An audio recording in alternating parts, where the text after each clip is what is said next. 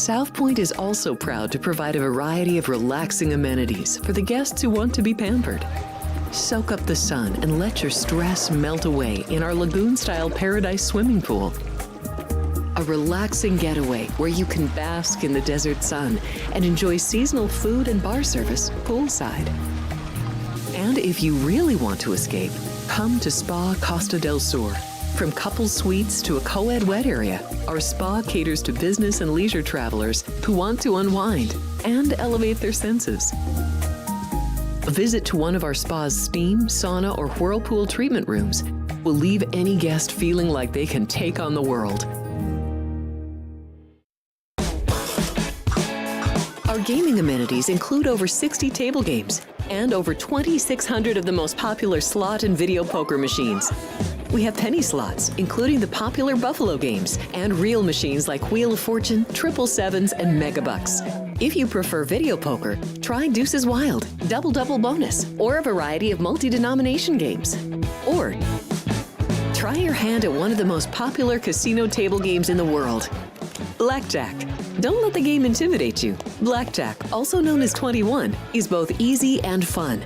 And our dealers are always happy to assist. And the best part? Blackjack always pays 3 to 2. Next, check out the roulette tables. Roulette is one of the easiest casino games to learn, and so much fun to play. It's a favorite of both beginners and seasoned players. In addition to blackjack and roulette, our casino pit features over 60 popular table games like Baccarat, Pai Gow Poker, 3-Card Poker, Ultimate Texas Hold'em, and Mississippi Stud. So get out of your room and come join in the fun. It's Sports by the Book at the South Point Studio. Here's Jeff Parles and Alex White. Good morning. Welcome in. It's Sports by the Book on an NFL Sunday, week number 15 in the National Football League. Jeff Parles, Alex White alongside. Good morning, Alex. Good morning. I'm very excited about this slate, especially the 1 o'clock. We've got a lot of great games coming up this evening. Yes, for us on the West Coast, 1 o'clock. Yes. For you that may be watching on the East Coast, all 425 starts here today. Boy, what a... You don't usually actually see the NFL get it right with the split. They got it right today. 7 games early, 5 games late. Look at that. A rarity here today with the NFL. But hey, no complaints on our end as we're be fully ready to go across the board here today. All right, let's get to it. Let's get to it. We got a lot of games to get to today. There is a doubleheader on Monday Night Football this week as well. So one less game than usual, but granted, both of those games tomorrow are really on paper just not particularly great to begin with. And we just start off with one that's not particularly great on paper, but we'll find some angles here. The Washington Commanders are 7.5-point favorites on the road today against the New Orleans Saints.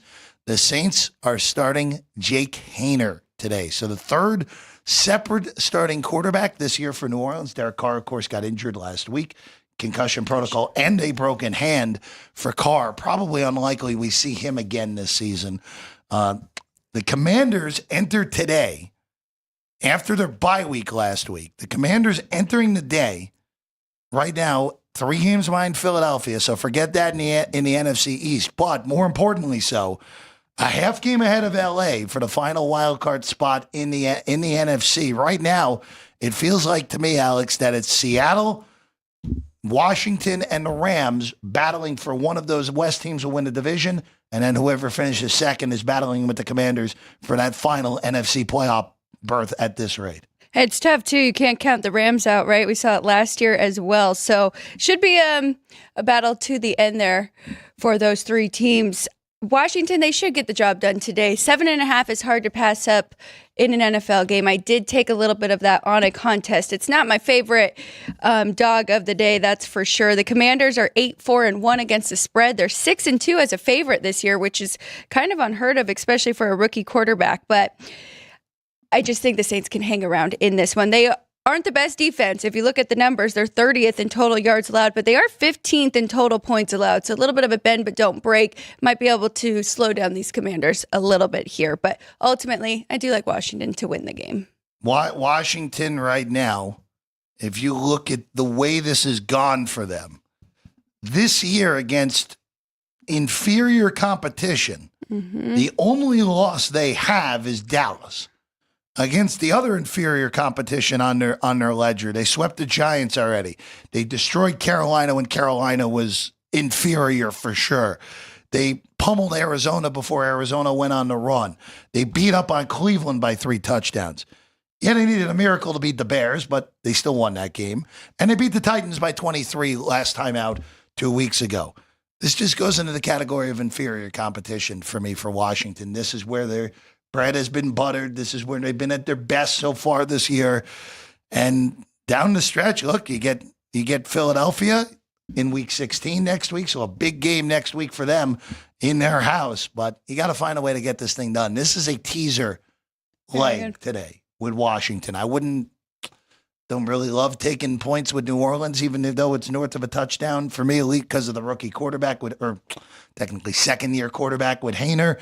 But this feels like a good teaser position. I don't see Washington losing this game. Could they struggle? Could they win by a field goal? Of course, it's the National Football League. But I would say that this would be a good teaser leg here today on the Commanders. I do really like that, and I can think of a perfect team to tie that up with the Seattle Seahawks at plus 2.5. If that's the number that you're getting, you can get them up to 8.5 there. But to your point, Jeff, even after a slow start, because remember they were just scoring field goals for first 2 or 3 games. Now they are 5th best in the red zone with scores per game being touchdowns. Last 5 games they've averaged 28 a game, median 27. So yeah, they should take care of business here. I like that angle as a teaser. Let's go to the second game on the board. According to rotation numbers for all these, of course. This is an intriguing one in Houston. With a win today for the Texans, they clinched the AFC South for the 2nd consecutive year. And they take on the Dolphins, who are still alive in this thing. They're 6-7. Miami needed a big comeback to beat the Jets last week. They did it in overtime. Now, the Dolphins, who have won 4 of 5 since that loss to Buffalo in week 9. Now, you look at the teams they've beaten, they've only beaten one reasonable team in that stretch. That was the win in L.A. on that Monday night. Their other 3 wins are at home against the Raiders, the Patriots, and the Jets. Not exactly murderer's row. Mixed in there is also getting their behind whipped by the Green Bay Packers mixed in there as well. Now they go to Houston, who's off the bye for the Texans. And again, for the Texans, I think they were one of the teams that needed the bye week more than anyone. And look, when you have this late bye, the week 14 bye, which 6 teams had this year, you're a little bit gassed by the time you get there. Houston, of course, remember, played in the opening preseason game as well. They played in the Hall of Fame game. So they were in a week ahead of everyone to begin with already. I think they benefit big time from this bye. And I don't like how Miami plays up, as has really been the case the entire Mike McDaniel era. We're south of 3 now. I would lay 2.5 with the Houston Texans behind us here at the South Point. Best number, period, on Houston because it's juiced everywhere else on the favorite. You can get a flat 2.5 behind us on the Texans. I think C.J. Stroud bounces back. And Houston's defense does enough in this game to make to throw one bad ball. It's really all you need in this game. I think the one turnover, one way or another, flips this game on its head. I think it comes from Miami, even with how well Tua has played since coming back from the concussion. But I like the Texans in this one, laying 2.5 at home. Great points with the bye, really benefiting them, especially with the good coaching staff. D'Amico Ryans has proven that he is a good head coach as of right now that we have seen from him. So I do think they will benefit from that. I think this number is perfect. I have these 2 power rated pretty much the exact same. So giving a little bit of home field here to Houston. So I really couldn't do anything with this when I was looking at potentially first half under, because both of these teams have trended to the under, struggled a little offensively. I talked about the Dolphins. I like their defense more than the numbers even show. So that's the way I would lean. We do have the Dolphins 5-1 to the under on the road, and Texans 4-1-1 to the under at home. So you do have a trend there, but full game kind of scares me. I could see these offenses really getting going in the second half after they make some adjustments. So nothing, no strong plays for me in this one. I think it was pretty tough to handicap. If I was getting 3 with the Dolphins, I'd probably jump in there. Maybe that could be a teaser leg as well, because I do think they can keep it close. Not particularly buying the Texans as a great team this year. They're pretty average and pretty fortunate for the division that they are in. Texans, hey, look, take advantage of who's around you. Again, for the Texans, like I said, win today. You are hosting a playoff game because Indianapolis can't catch them. Of course, they swept the Colts earlier in the year, and that is the difference right now. And look, for Houston, you kind of want to get this thing done today. It's very true. Because you get Kansas City next week, then you get Baltimore on Christmas. You do end with the Titans, which I would normally say, oh, that's a game no win with ease, but the Titans went to Houston and beat them a few weeks ago.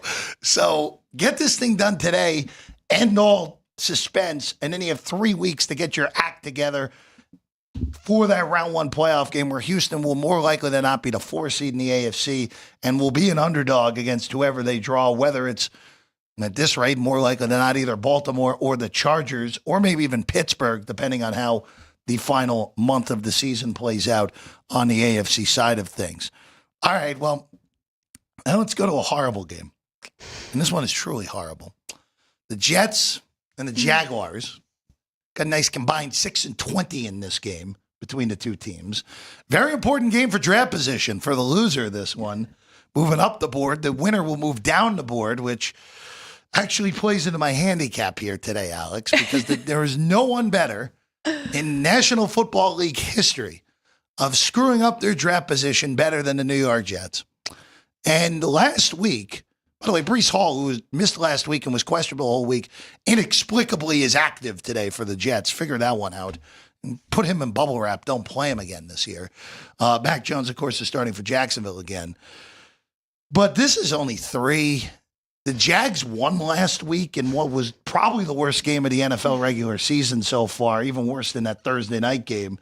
They beat the Titans 10-6. The Jets last week, actually, I thought played an excellent offensive game. Last week against the Dolphins, I thought that was the best Rodgers had looked since week 3. And the Jets still found a way to lose because their defense is an abomination at the moment. Jets have, by the way, started 2-1. They have gone 1-9 since that 24-3 win over New England week 3. It's 3. I would lay it with New York. Look, if you don't want to bother with this gross of a game, I get it. No problem. But if you're watching this game, this is really the only way to make it somewhat entertaining if you hop in with some sort of a wager.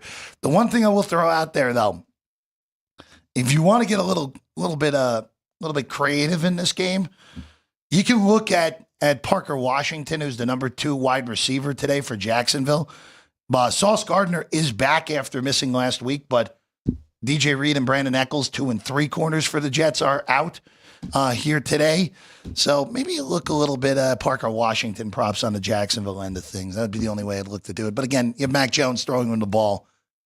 You kind of are getting what you deserve if Washington goes 1 for 9 today because of Mac Jones' ineptitude at this point. Ironically, your handicap and your edge and how you came up with this is the reason why the Jags is not my favorite dog of the day. Otherwise, it would have been an automatic Jaguars +3. I did use it for a Golden Nugget contest, so I do think that they can hang around in this one. And Mac Jones has improved each week. I also used an over, though, for this game. And yes, decide if you want to follow or not, because last week my Jags over did not get there, not even close. But the Jets, as you mentioned, Aaron Rodgers is playing better. Last 3 games, they've averaged 25 points a game. I think both of these defenses can give up points as well. And I think Mac Jones has done a decent enough job here.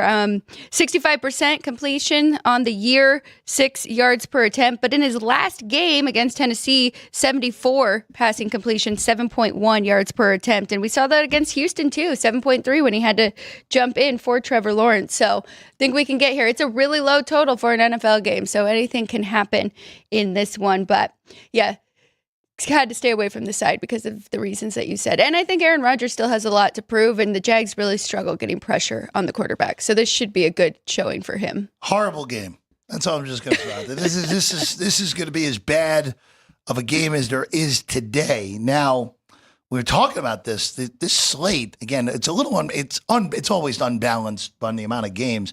It's very unbalanced on the quality because I would argue 4 of the 5 games that are going late today would be the best game in this early slate. But again, this is a horrendous game all the way across. Again, I would lay the 3. I would lay the 3. As gross as that is, with a 3-10 team that has been as bad as anyone since week 3, but it's still Mac Jones. Mac Jones, by the way, has never lost to the Jets. Wow. He's 5-0 against the Jets in his career, but that was also in the midst of the Jets not beating New England for almost a whole decade straight at that point. All right, let's go to Nashville next. Bengals have to run the table. They have to run the table in order to get in, and they need help at this rate. They really what they need is they need Indy to beat Denver today. And then, probably they need Denver to beat Indy to knock Indy out and then Denver to lose out. Bengals do play Denver in week 17 in Cincinnati. And the Bengals have to handle their own business the rest of the way. They have to win out to at least give themselves a possibility of sneaking in the back door. And look, they've historically, other than that playoff win, where, of course, en route to making the Super Bowl, they won in Nashville that year in the divisional round. Burrow has not played well against the Titans historically, other than that game. Now, it's up to 6 now in this game. The Titans are coming off of, look, that was embarrassing last week. Any way you slice it, it was embarrassing. You score 6 points at home against Jacksonville. You lose that game. The week before, you got completely embarrassed by Washington. So since then, monster upset against the Texans. They've played 2 of the worst games they played all season, which is saying something because they had a 2-week stretch where they got outscored by Buffalo and Detroit 86-24 in 2 weeks. That's not good, by the way, Alex, getting outscored by 62 points in 2 weeks. I don't want to lay 6, though. With how bad Cincinnati's defense is. Now, you got away with it on Monday night if you laid it with the Bengals. You shouldn't have. There's no reason to. Cowboys legitimately covered that whole game until the idiocy with the block punt, then touching it past the line of scrimmage, giving Cincinnati a free possession, and then cashing it in for the Bengals. That total, Alex, the big question I have is even against that awful defense of Cincinnati, can Tennessee produce enough to get you there? If they can, you probably need to be in the low 20s today from Tennessee. If they get to the low 20s, I feel pretty good about this game getting over. Yeah. So that's the big question mark. Can you get there with Tennessee to push this game over to 46? By the way, one quick note, Alex. This is the first week I have to double check my notes, but I have 9 weeks that there has not been a total in the 30s. Every total is 40 plus today. So that is something to keep in mind with all these totals here today. So I did make this game 51. It was a lean to the over here, but looking at the way Tennessee, I mean, it was Jacksonville, but still their defense in total yards, they're second still in the league. So sometimes numbers can lie, but I do think that they can slow down this Bengals offense a little bit, even though they have been outstanding. I didn't do anything with this game. I was all over the Bengals last week against the Cowboys, and sometimes it's better to be lucky than good. So I was fortunate to get home with that one, but I was surprised I made the number 6 right here against Tennessee on the road. So I didn't want to test my luck and lay it with the Bengals again. But really, this Tennessee offense is really struggled and not very good. It's just it's the question of, can the opponent help us get there? That's all it is. Cincinnati's not going to do 46 on their own today. I feel pretty good about that. But look, if Cincinnati gets to 31, you are supposed to win this game. Yes. And I think Cincinnati getting to 31 is very much in play here in this game. All right, I want to hit one more before we bring Vincenz in, and that is the biggest line of the NFL season so far. Alex, I got 17 this morning, so I took it with the New York Giants. There is still 117 out there. You got to lay juice on it. That's at Circa. But it's 16.5 behind us. There's a lot of 16.5 in the market on this game. Total 43.5 with the Ravens laying it on the road. Well, Alex, this is Tommy DeVito against the team that is power rated very highly. The only thing I will say, and the main reason I did this, I'm getting 17 with a home team in a National Football League game. That is a unicorn when it comes to betting. Usually you see these numbers when the horrible team's on the road, which then what? Vinny, this would make this game 22 in Baltimore, right? 23? 3 touchdowns and keep going. Yeah. So, like, even though there's the Giants' home field advantage should be 0 at this point for this year. But Alex, I saw the Giant number. I couldn't pass it up. And if Baltimore clocks them, all right, so be it. They're a high-end team, and the Giants might be the worst team in the NFL at this point. It's really tough because I can't fault you for taking 17 here with the Giants, but Baltimore, they're another one of those teams like Houston. They really needed that bye week, and they've had a very tough schedule, so I think that they will benefit from that a lot. So this was an automatic stay away from me between these two. Though I will say, too, is there really a drop-off between Drew Lock and Tommy DeVito? So this is where the interesting question comes out now, because Locke really was bad the 2 games he played. But to me, Tommy DeVito is still the worst quarterback that has started a game this year in the National Football League. And again, what happened last year was, again, that's why I think Dable's still a high-end coach. The fact that he won multiple games, including a game over a playoff team last year with Tommy DeVito, is one of the most impressive coaching feats I've ever seen. But it's a valid question at this point because Locke was that bad these last 2 games. I will say, though, right when Daniel Jones went out and Tommy DeVito was going in, the first thing I said was, you guys, they don't have Saquon Barkley again. Like they had him last year, and that definitely helped Tommy DeVito. Yeah, well, when DeVito was inserted against the Jets in that first game where he played, he only completed 1 pass in that game. He only attempted 2 passes in that game with DeVito, which almost won the game in that one. If it wasn't for a total defensive meltdown, they would have won that game last year with DeVito in relief. All right, Drew Dog, we'll take a 2-minute here. When we get back, Vinny Magliulo's on set. We'll get the perspective behind the book, including that intriguing Chiefs and Browns game. We're betting against Kansas City yet again. Right here, Sports by the Book here at the South Point Studio. If you're celebrating a special occasion or just love fine dining, you're in the right place. Come experience the crown jewel of South Point restaurants, Michael's Gourmet Room. Welcome. With over 600 different types of wines and magnificent dishes prepared tableside, you'll revel in the rich classic Vegas decor and the best black tie service in the world.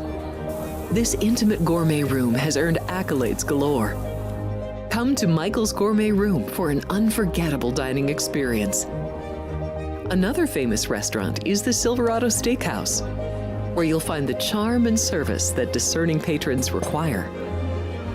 From top quality steaks and chops to fresh seafood and desserts, you'll love the award-winning wine list and menu at Silverado Steakhouse. Steak lovers have even more options with primarily prime rib. Catering to hearty appetites, the menu features a variety of flavorful prime rib cuts, dry-aged to ensure tenderness, and then seasoned and slowly roasted. Although prime rib is our specialty, it's not the only thing on the menu. There's something for everyone. And if you're craving a taste of Italy, come experience delicious Italian cuisine and the attentive service at Don Vito's. Our culinary team starts with the freshest ingredients and transforms them into traditional favorites. And don't forget Italian desserts. Don Vito's. Savor the taste of Italy. Finally, if sushi is more your style, join us at the popular Zenshin Asian restaurant and sushi bar, where we're serving up the freshest sashimi, nigiri, and sushi rolls. And beyond the sushi, an exciting contemporary Asian cuisine menu, plus a variety of specialty drinks, Japanese and domestic beer, wine, and sake. Balance your hunger with Zenshin.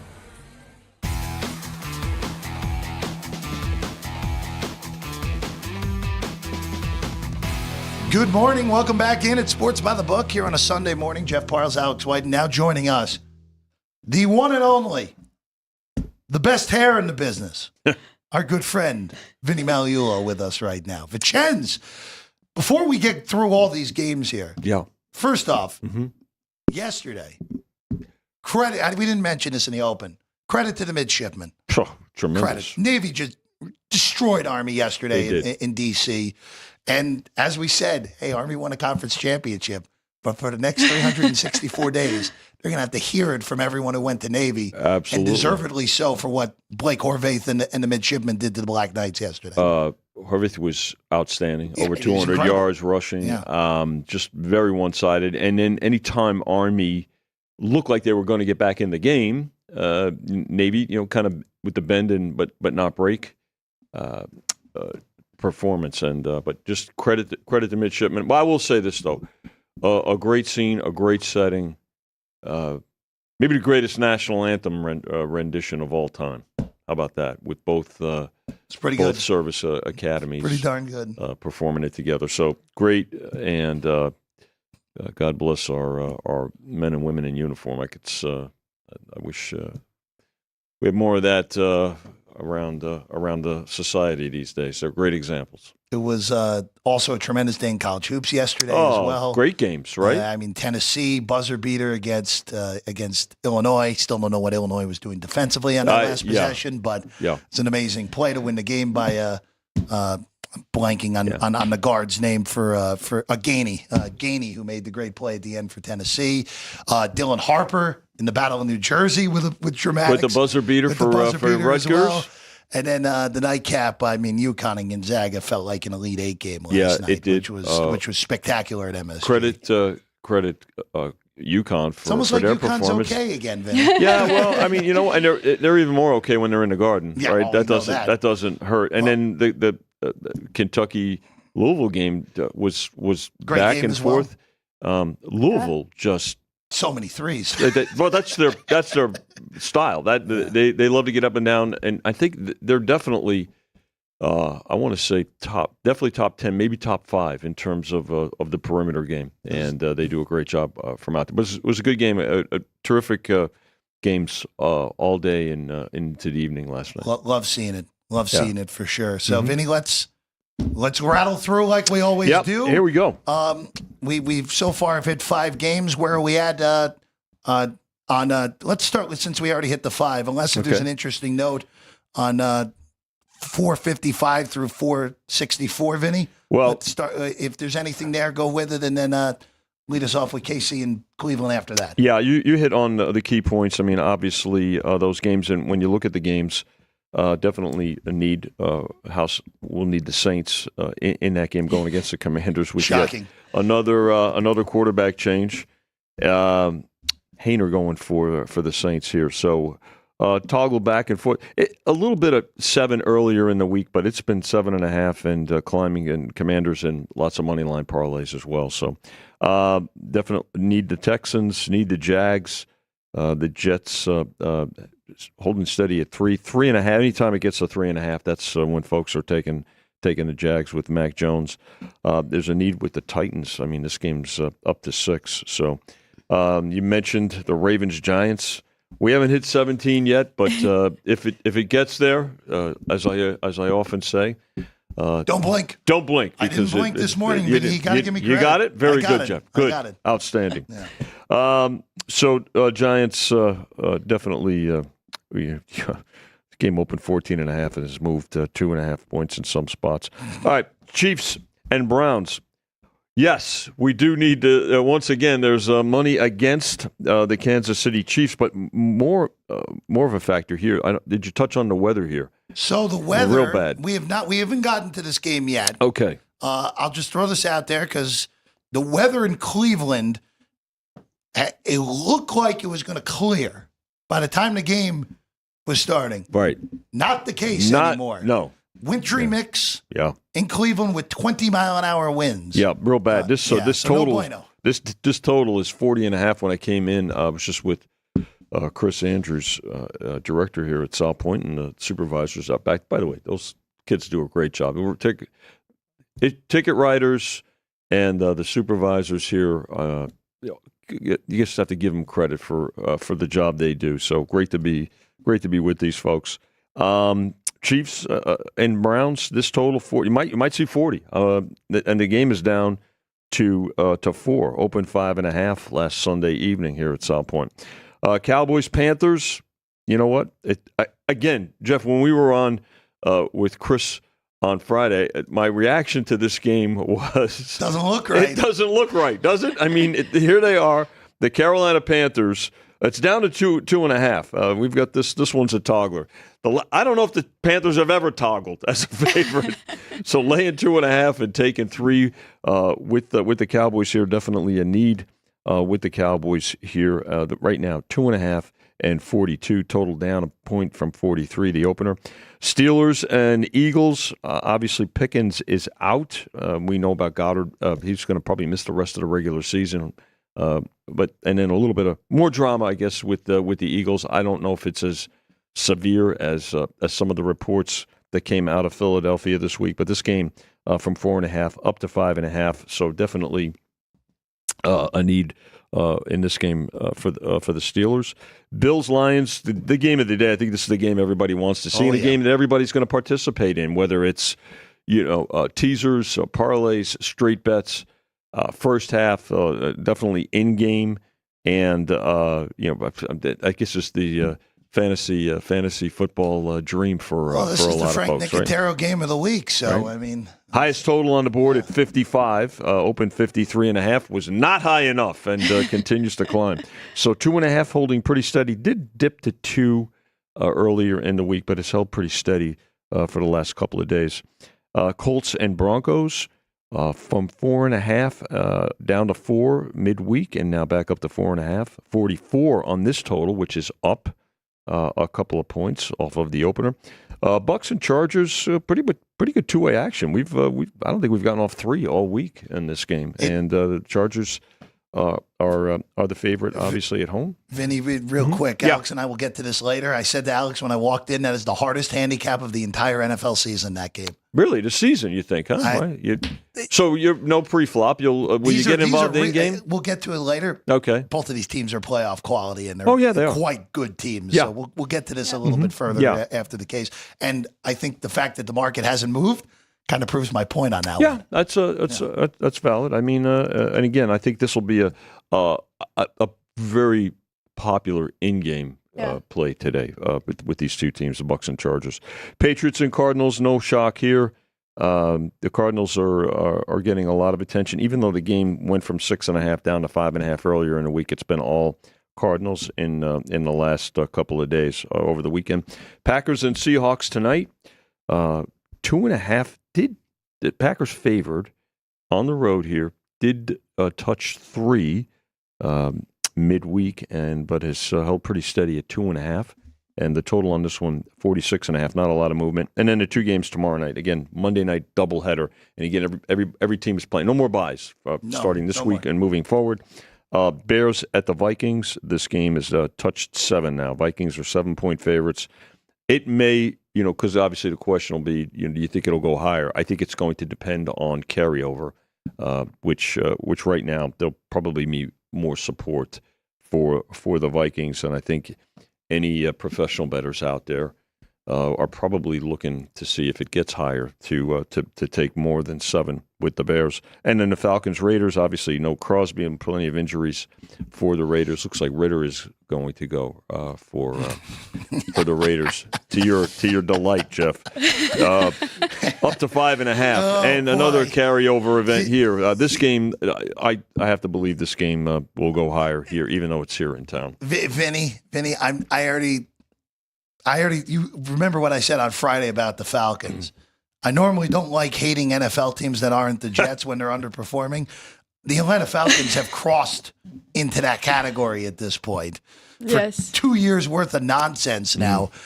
The coup de grace would be losing to Desmond Ritter. That would be the coup de grace for them. That's all I'll just throw out there. But I'll be interested to see how far this one goes, by the way. And again, if it gets to 6, I actually might take the Raiders. Well, again, a play on the number. Yeah. A play on the number. So. No Max Crosby, by the way, the rest of the year for the Raiders. He's done. He's got surgery on his ankle, so his season is over. So Tankapalooza with the Giants, Tankapalooza with the Raiders. I mean, it's going to be a heck of a race potentially for that first overall pick. It is. And the right to take either Cam Ward, Shedeur Sanders, or Travis Hunter, who won the Heisman Trophy last night. Mm-hmm. Congratulations to him. Great speech, by the way, too. Unbelievable speech. Right.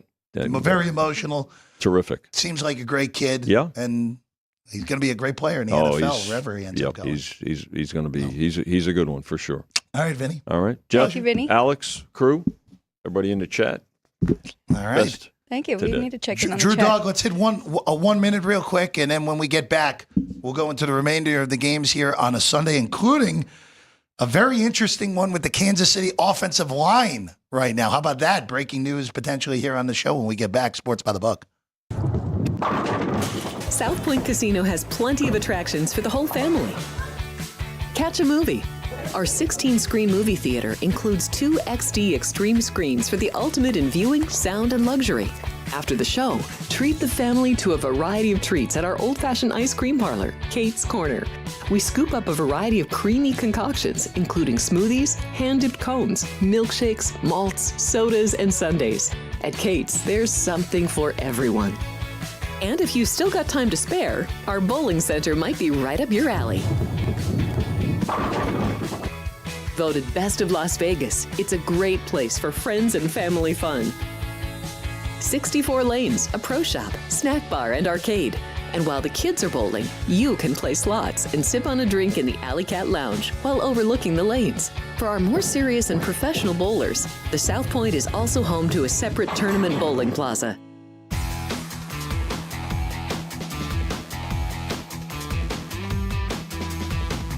Welcome back in Sports by the Book. Jeff Parles, Alex White. We rattle through the remainder of these Sunday NFL games. Monday, we will break down on 2 different shows. Alex and Kenny will be here at 9. Ryan, actually, it'll just be me tomorrow. Ryan is still traveling. So at 3 o'clock, I'll be back previewing both of those games on Football Frenzy. All right, let's go to Kansas City and Cleveland. As we said with Vinny a moment ago, the weather is dreadful in Cleveland. Wintry mix. Really more rain, more than wintry mix. It's going to be warm enough in order to get that. But 20-mile-an-hour winds in Cleveland, and just one of the classic gray days off the lake in Cleveland. It's 4 behind us. I took 4.5 on this game just because Kansas City doesn't cover. The big concern that I have more so than anything is that Jameis Winston could throw an interception that really tilts this game towards the Chiefs. We saw it with that Bronco game where Cleveland should have covered that game, and then Winston threw the pick six at the end, and then threw what I would argue is actually even worse, the one at the goal line that completely ended that game against Denver. But it really was more of a number take, north of 4. And I know I missed the best of it because there was some 5 earlier in the week. But north of 4, I thought the Cleveland was a good side to take here. Anything less than that, I would pass. And if it got to 3.5, I'd actually even consider middling here and see if we can get the game to land on 4. I'm bummed because I'm looking at my contest picks here, and I thought I had under 43, but I took it off of one of the contests. That would have been a great number. That's where it was all week. But as you mentioned, it looked like it was going to pass. But I would still lean to the under here in this game. Jameis Winston has thrown 6 interceptions in the last 3 games. So that's the big concern for me, and that is why I am on the Chiefs -4. They're still 7th in the league defensively in points allowed, holding teams to just 19. So I think he's going to have a tough time here. It's more about the defense with the Chiefs, even though I'm still waiting for the offense to get clicking. But they have all the weapons now for Patrick Mahomes, so they need to put together a full game to cover this spread. The biggest injury news on the Cleveland end of things, David Njoku is out. So Jordan Akins props, if you want to go that way, no problem there. The interesting thing that I teased before the break, Joe Thuney, according to Zach Jackson, who covers the Browns as well as anyone, obviously on site there in Cleveland today, said that Joe Thuney was at left tackle during Kansas City's first team warmups. Thuney, of course, all-world guard, as we know, moving to the outside. Interesting, to say the very least. Again, Kansas City, really, look, I know they're 12-1. Everyone is like, oh, they're not that good, whatever.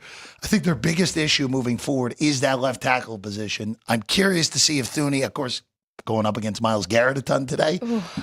Curious to see how that works out for KC here today. Very interesting one at that. All right, let's go to Charlotte next. Vinny said it. Carolina, this is the first time they've been favored since week 15 of 2022, Alex. They lost that game to the Pittsburgh Steelers that day, by the way. Panthers 2.5-point favorites against the Dallas Cowboys. Total 42 on this one. I'm curious here because This opened 1. This got bet all the way to 3, and now is back to 2.5. I think if you took the 3 with Dallas, you've done very well here, because Carolina's a favorite. I don't think is even though I think they are properly favored in this game. I just don't think that's the way you really got to look at it. Carolina's covered as the longest covering streak in the NFL. They've covered every game but 1 since Bryce Young has come back into the lineup as well. I would just be very careful about laying Carolina in this spot. And I think this is a total pass at this point, now that we're south of 3 on Dallas. I agree. And especially because you don't really know where Dallas is mentally, right? Now that they are eliminated, they were in that game against the Bengals. They should have won that game and they wouldn't be in this position. But now you got to just kind of expect them to give up for the rest of the season. Carolina's still playing really hard every game. So I would lean to the Panthers here, maybe taking a money line instead of laying points there with them. Would be an interesting matchup here if this was earlier in the season, when this line would have been probably 10 points different. Oh my gosh! With Carolina early, even maybe even a few. Well, actually no. By then Dak was out. Dallas looked as bad as anyone. But it's an interesting game, to say the very least, here, with Carolina as a 2.5-point favorite at home in this one against Dallas. All right, now let's get to the afternoon slate, and this is where this gets super interesting here today. There are 5 games in the afternoon, and I think this is as good of a late slate with depth that I can remember in a long time in the NFL. Because usually it's these 3-game slates, these 4-game slates, half the games stink in that scenario. Right. You have 4 games that if you stuck them at 1 o'clock Eastern, 10 a.m. Pacific, that I would say would be the best game in the morning. And now you got 4 games. And then Arizona and New England's not terrible either. We'll get to that last. But we start off with Philadelphia and Pittsburgh. This is a tremendous game. It kind of gets lost by some because of the nature of the potential. Look, this is a potential Super Bowl preview as well. It is. If things get weird in the playoffs. The more generic Super Bowl preview potential in Detroit and Buffalo we'll get to in a little bit. So 5.5 here with Pittsburgh as an underdog. No Pickens again. So you're in a scenario where the question that I have with the Steelers is, where do the deep ball, where does the big play come from in this game against the Philadelphia defense that has been as good as anyone over since the bye week? So we're talking 9 weeks now, basically, for Philadelphia. But it's Mike Tomlin as an underdog. If this thing touches 6, it's an automatic on Pittsburgh. At 5.5, I still think it's good with the Steelers taking the points. Now, the only thing I'll throw out there, Philadelphia, there's a pretty significant line of Philadelphia against mediocre competition this year and Philly against high-end competition. They've actually been much better against high-end competition this year, Alex. And that is the one concern that I have in this game, that Philadelphia, they play up better than anyone. They play down as bad as anyone. Yep. They played down last week, and they almost lost to Carolina because of it. I do like the Steelers, but I do see the angle for Philadelphia here, where they always excel against high-end teams so far this year. I haven't done anything yet. If I did see a 6, I would jump in here with the Steelers. I'm higher on Pittsburgh, and I have been this season, than most people. So I have the Eagles 3.5 here. So yeah, grabbing that 6, or maybe even in-game. Like Vinny said, this could be a great in-game situation here. Pittsburgh's proven that they're really good against the run. They're holding teams to an average of 92 yards per game. They held Derrick Henry to 65, 5 yards per carry, 1 touchdown. Lamar Jackson, he did have 46, so that is something you have to worry about with Jalen Hurts on the other side as well. But we already saw them play without Pickens, so, I mean, we've seen Russell Wilson throw to so many different guys, and there was guys last week that, I mean, even Austin, who's been really good for them, was pretty much irrelevant. So they have the weapons. I think they can hang around in this one. I'd also lean to the under because, as you mentioned, Philly's defense has gotten so much better, and we know that the Steelers' defense is really stingy as well. So lean to the under. A little concerned, though. I do think both offenses can get going, so nothing official yet for me in this one. Last week was balance across the board. Now, granted, Wilson didn't have to do much last week because Jameis Winston had a Jameis Winston Bowl last week where he threw 2 beautiful touchdowns and threw 2 of the worst interceptions you'll ever see, which again is the Jameis Winston experience. Again, the most entertaining guy in the National Football League is Jameis Winston because anything, good or bad, is possible on every single play. Last week, the Steelers' leading receiver is Pat Freiermuth, who only had 3 for 48. Their leading wide receiver last week was Scotty Miller, who I didn't even realize was in the NFL until last week again. So that is a little bit of a concern where Philadelphia's secondary has been excellent this year. Is this a game where Mike Williams, we see an old version of Mike Williams show up for Pittsburgh? Is this something where Calvin Austin hits one deep shot? Where, again, that is my only concern here. And I do kind of like your under as well because as good as Philadelphia's offense has been, and look, Pittsburgh's offense with Russell Wilson's been a top 5 quality offense. These are both top 5 defenses. Yes. So I do lean to your under as well in this one. And weather, all things considered, not terrible in Philadelphia here today. All right. Potential Super Bowl preview at Ford Field today. Detroit, Buffalo. Look at that total. Highest total of the National Football League season now officially at 55. Behind us here at the South Point, you can still find 54.5 out and about in the market. It is also the highest number on the Detroit Lions in the market right now at 2.5. It's mostly 2 out there.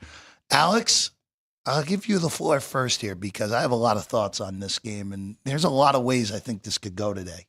Yeah, I like the over. I went over 54 and even 54.5 on the contest. But really, you have the 2 best offenses in the league right now. The Lions, number 1 in points scored and at averaging 32 per game. And then you have the Bills at 30.5. And now if the Lions were completely healthy defensively, I'd probably jump off the over and lay the points here with the Lions. But I just don't know what we're going to get and if we're going to start to see some real holes with their defense. I think Josh Allen and company has been fantastic, and they will be able to put points on the board. So I went with an over. What could go wrong? A few of us in the studio with this over. I don't see how these teams get stops today. There's so many injuries on defense for both of these teams. Lions, who are going to be without, look, the Lions are going to be without about half their starters the rest of the way just because of the nature of the injuries. Buffalo's without 4 regular starters today, including 3 in the secondary. How are we getting stops in this game? Really, the biggest concern that I'll say with that total, and this we have seen this in the NFL in the past. There's a pandemic year Packer-Viking game that stands out to me where if these offenses are so efficient and they're long drives, we could get in the look, when we're talking a total that's in the mid-50s here, you can't, if you get a 6-minute field goal drive in this game, that's bad news. Yes. That's really bad for a total this high. You need touchdowns, especially if there's long drives here. There's a scenario where these teams are so efficient that you could get multiple 6-7 minute touchdown drives in this game. And then all of a sudden you're like, wait a second here. No one's punted, and I'm in trouble on this total here. Yep. That is in play in this. That's, again, we don't see totals like this anymore in the NFL. Just other than that big scoring bump from about 2017 through 2021, we would see these every week. These 54.5, 55, 56. You just don't see that very often in the NFL anymore. But I do like it over because I just think when it's all said and done, we're not seeing many stops in this game because of all those injuries on both defenses. And I do think we are dealing with the number 1 offense in Detroit and the number 4 offense in Buffalo in this game. These are the top flight 2 of the top 4 offenses in the NFL. And I think they play like it. By the way, I'm not betting on the side in this game. I have no idea who's going to win this game. If you told me Detroit wins this game, yeah, it wouldn't shock me. Buffalo struggled against the 2 best offenses they've seen this year. Yep. If you told me Buffalo wins this game because Josh Allen puts them on their back, yeah, wouldn't shock me either. It would only be the over. Find a 54.5. You can still find it out there, Alex. You do make a great point, though, because they both are so well-balanced offensively, and they can run the football so well. So they can definitely stretch out some of these drives. But, I mean, I am already on the over. If it starts slow and I get a better number, I'll probably jump in again. I just wonder from Buffalo's perspective, with all those injuries, and you just mentioned it, they're so good at running the football. And last week, they just abandoned the run in that game. Now, granted, I know they were behind, by 17 in the third quarter. But even before that, I mean, James Cook had 6 carries last week. Yep. I was on James Cook. So I'm sorry to bring that That's up. okay. I didn't even realize that. But well, because the Rams' run defense is not great, so it was surprising to see them so it's just abandon one it. of those is like this Joe Brady, and again, flipping from Ken Dorsey to Joe Brady has done wonders for this Buffalo offense. I just wonder if he gets back to, all right, I got away from this last week. Yeah. I got to get back to it this week. And that's the only, it's so weird to say, again, like, there's a scenario in this game where there's like 2 punts and this game still goes under because of just like, if multiple drives of 6 minutes or long, you better score 14 points out of that. If not, you're in trouble on that total. Hey, if Army and Navy can get over 40, I think these two can get over 55. And the funny part of it is, if you told me Army scored 13 points yesterday like they did, I would have said you had a 0% chance of getting to the over on you would that. have hammered the under. Yeah, it would have been, I'm taking the under 100 times out of 100, and it still got there yesterday. All right, let's go. This is an intriguing game. Indianapolis at Denver. If the Denver Broncos win this game, it's going to be very difficult for them to get caught in the AFC playoff race. Now, Denver's schedule does get more difficult after this week. After this, they go to the Chargers, go to the Bengals, and they get Week 18 against Kansas City. It's a real shot that it's Carson Wentz leading the Chiefs that week because Kansas City could have the number 1 seed wrapped up, and we know Andy Reid sits his guys when they have things wrapped up. But if Indy wins this game today as a 4.5-point underdog, and the market's betting Denver in this game because it was mostly 4 throughout the week, Indy's remaining schedule is ridiculous. Easy. Tennessee at the Giants, Jacksonville. That is an absurdly easy schedule for the Colts the rest of the way. Alex, I don't have a play on this game. I want to see how this looks in game before doing anything here because I want to see how Anthony Richardson off the bye looks against this high-end Denver defense. Both of these teams off the bye, by the way. They both had their bye last week.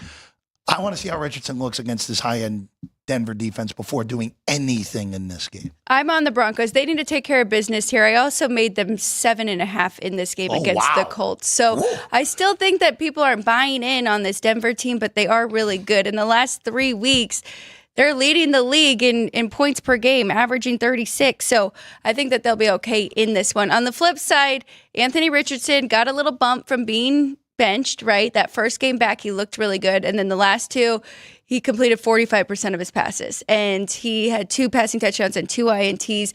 With him under center, they've only beat 4 teams, and it's the Jets, the Giants, the Dolphins without Tua, and the Bears. And they have a combined 16-36 record. So I think that Denver is a legit team, especially defensively, and Bo Nix offensively as well has really proven himself. So I think that's a pretty cheap price here, actually, at home. Both teams are coming off a bye, so can't really do much there. And can't even really, both coaches are very good as well. So I want to give it to Sean Payton, but that's a tough angle as well. Again, I want to see what Anthony Richardson looks like 100% on the Indianapolis hasn't beaten anyone train this year. That is, again, like you said, what would be their best win in that collection? It's a pretty ugly looking mix when you look at the teams that Indianapolis has defeated this year. I think their best one was when Joe Flacco stepped in and beat the Steelers. Yeah, it has to be, and that was Justin Fields' Steelers at that point. Yes, it wasn't even the same Steeler team, and that was without Richardson, as you said. So half and half, right? Yeah, first quarter he got hurt. First quarter he got hurt. In that game. All right, let's go to the most confusing game of the day for me, and that's the Chargers hosting the Bucs. Both of these teams are good. We can't fight it anymore on Tampa. Like, they are a legitimately good team. Chargers had a crack to beat Kansas City last week, and Matthew Wright doinked it in to beat the Chargers. Chargers did cover that game, and the game went way under. 45.5. Chargers 3-point favorites in this game, Alex. What are you doing on this? Because I need some help on this game. I have not done anything. Now at 3, I might jump in a little bit here on the Bucs just because the Chargers have struggled without Dobbins, and it will be good. They are getting McConkey back, right? He is questionable as of his moment, but as the last report said, he is likely to play, but still not. We won't know that for another 2 hours or so. And I might be late now. I might have to wait till after these games today, which is unfortunate. But I really want to look at the Chargers to win the AFC. I think okay. I love the Ravens, I love the Bills, but I'm almost thinking if there is a team that can beat the Chiefs in the playoffs, it might have to come from the division and a team that has more familiarity with them. And if they are healthy, if Dobbins does get back and they get McConkey back, that defense is really legit. And that's why this game is really hard to handicap here, because you're right. Buccaneers, really good offensively. Baker Mayfield and Mike Evans, they've done a great job. But then the Chargers defense is legit. Yeah, Herbert also has not thrown an interception in 10 weeks as well. So Tampa's defense, veteran laden, but they have not performed particularly well this year, especially as you would expect, since it's Todd Bowles led defense. You expect his defense to play well. It just hasn't really happened more times than not this year with that Buck defense. I'm staying out of this game. I just want to see what happens. It's just very, very difficult handicap with these two teams, even though that last point's kind of resonating with me. You kind of always have to lean the better defense in this sort of spot, especially at home against the better offense. So maybe it would only be the Chargers. I'm curious. If it gets 2.5, I would say definitely you would look at the Chargers in that scenario. All right, New England goes to the desert to take on the Cardinals. It's an interesting game. Both Cardinals floundering right now. Yes. Arizona was actually the betting favorite to win the division not too long ago, and now they're going to have to get their act together, even be in playoff conversations here. They're 2 games behind Seattle, with Seattle sweeping them. Cardinals have went from 6-4 to 6-7 after the throttling of the Jets. Now they welcome the Patriots, who are off the bye. Cardinals are 6. Total's 46. I actually like the dog in this game. Now, could the Arizona version we saw when they were playing well show up? Yeah, they could. But we've seen this in the past, and I really put this on Kingsbury more so than anyone. But maybe it is Kyler Murray. As the year goes along, the defenses figure it out. Murray runs out of gas because he's a smaller guy who just, when you're getting his hit as much as he is, and you're that small, it's hard to play a whole 17 games. And New England, who, again, I'm not saying New England's been good by any stretch, but Drake Mays looked really solid with no talent and no offensive line around him. If Arizona doesn't turn them over, I think this is a 1-score game here. I'll take 6 with New England here, Alex. I am on the other side. Okay. I did lay the 6 and then 5.5 in a contest here with the Cardinals, just because looking at the last 3 weeks and their losses, the Seahawks are just really good against them, and they won 2 of the last 3 games, and they played really competitive against Minnesota. They could have beaten that Vikings team, which is a very good defense. So as much as I like the Patriots, and I'm with you, they have been competitive. Drake May has been really good. I think this is a spot the Cardinals got to have, and I think they can win by at least a touchdown. Interesting game. Again, all 5 of these 1:25 Pacific, 4:25 Eastern games are all interesting in their own way here today, Alex. All right, let's go to Sunday night before we wrap things up. Again, Monday night previews are coming on the shows tomorrow. 9 a.m., Alex and Kenny will be here for Vikings, Bears, and Falcons and Raiders. And then I'll be here at 3 o'clock on Football Frenzy to preview those games and also look back at the week that was with Chris and Vinny. Packers at Seahawks Sunday night, though. This is a really good game. And, Alex, I think Green Bay's still undervalued. And I don't know if I want to lay this on the road, though. That's my only concern against a high-end defense. But if there's one team that can come out of the NFC that is going to be under the radar here, it is the Green Bay Packers. And we kind of saw it last week where that was a dead-even game against the Lions. Lions had to convert a 4th and 1 and to end that game before kicking the chippy by Bates. This is a weird matchup, though, against Seattle, where their defense has been awesome this entire season. Their offense can't block, though. That's my big concern in this game, that Green Bay was an underratedly good defense this year, is able to force Geno Smith into bad decisions in this game. They're able to sack him 5 or 6 times, which is not an uncommon thing this year with the Seattle O-line. And I think that's the difference in this game. I like the Packers. I probably will lay the short money line price instead of messing around with the 2.5. I just want to see if I can get shorter than -40 here on Green Bay tonight. I'm going to be honest. I'm complete opposite with you with the Packers. I'm not buying this team as being a real contender just yet. I got to see more. This might help, honestly, if they can win convincingly against the Seahawks, who from their bye week, McDonald has their defense playing like we expected to see them, with him being the head coach over there and being a defensive-minded guy. But I took 3 with the Seahawks. I don't love it at 2.5. Like I said earlier, I think it'd be a good teaser leg. I do think both defenses are good enough to keep this close. And if you're getting 8.5, probably on the right side there. But yeah, I mean, we'll see. But really, if you look at the schedule of the Packers, I mean, they beat the Colts, Tennessee, the Rams, which they are a pretty decent team, but the Cardinals, Houston, Jacksonville, there's a lot of teams in here. San Francisco, who is really not a good team this year. Miami and the Bears. Like, we'll see if they can really hang in there. And I understand it was pretty even against the Lions, but that's not the full Detroit Lions team. So I want to see it against a real team. So their losses have come against Philadelphia by 5. That was the ridiculous Brazil game to open the year. Minnesota by 2. Yeah, that wasn't really a 2-point game, but they did lose that game, and they got swept by the Lions. So they have lost. They've beaten everyone they're supposed to beat this year. They have no bad losses. All 4 of their losses have come against teams that have a combined 5 losses on the season. So they they probably should have won that game last week, in all honesty. I really do think that. But again, the Lions at home are as tough of it out as anyone's going to be all season long. So Packers 2.5, the number right now against the Seahawks. All right, that's all we got for you today. Monday Night Football tomorrow. Alex White, Kenny White, the Family Matters show at 9 a.m. We'll preview those games. I'll be back at 3 o'clock with Football Frenzy tomorrow afternoon as well. Drew Dog, Sean, thank you as always. Alex, good luck. You too. On all your bets. Good luck to everyone out there playing whatever you're playing here today. I'm Jeff Parles. We'll see you again tomorrow morning with Alex and Kenny right here on the channel at 9 a.m. on Sports by the Book.